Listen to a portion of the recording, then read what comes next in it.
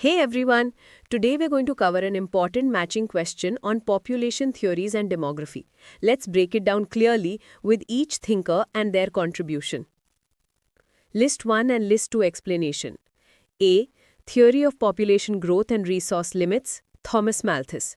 Thomas Robert Malthus ने कहा था कि पॉपुलेशन ज्योमेट्रिक रेशियो में बढ़ती है, लेकिन फूड सप्लाई सिर्फ अरिथमेटिक रेशियो में. मतलब पॉपुलेशन का प्रेशर हमेशा रिसोर्सेज पे ज़्यादा होगा, तो फैमिन, डिजीज, पावर्टी जैसे नेचुरल चेक्स लगते हैं. इसी को हम कहते हैं Malthusian theory of population. B. Demographic transition theory, Warren Thompson.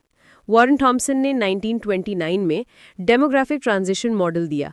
इस थियरी के 4 स्टेजेस होते हैं. High birth, high death rate, तो population stable. High birth, death rate गिरता है तो population growth fast. Birth rate गिरता है, डेथ रेट लो, तो ग्रोथ स्लो.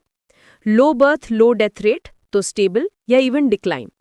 ये थियरी एक्सप्लेन करती है कि कैसे सोसाइटीज अग्रेरियन से इंडस्ट्रियल में ट्रांजिशन करती हैं. सी.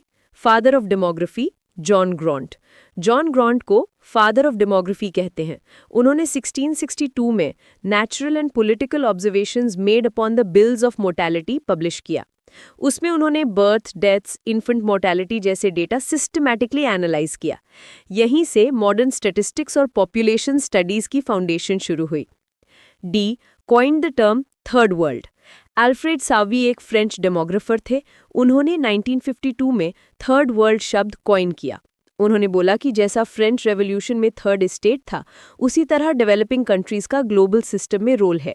आज थर्ड वर्ल्ड का मतलब होता है अंडर डेवलप्ड या डेवलपिंग नेशंस. Final matching.